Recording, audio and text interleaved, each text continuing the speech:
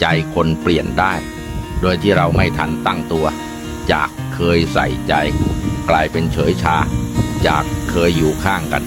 กลายเป็นหายไปเฉยๆมันไม่ได้มีคำอธิบายเสมอไปและบางครั้งก็ไม่มีเหตุผลด้วยซ้ำเราอาจพยายามหาคำตอบว่าเกิดอะไรขึ้นแต่สุดท้ายสิ่งที่ต้องยอมรับคือไม่ใช่ทุกอย่างจะอยู่เหมือนเดิมตลอดไปและการเปลี่ยนของเขาไม่ใช่ความผิดของเราเสมอไป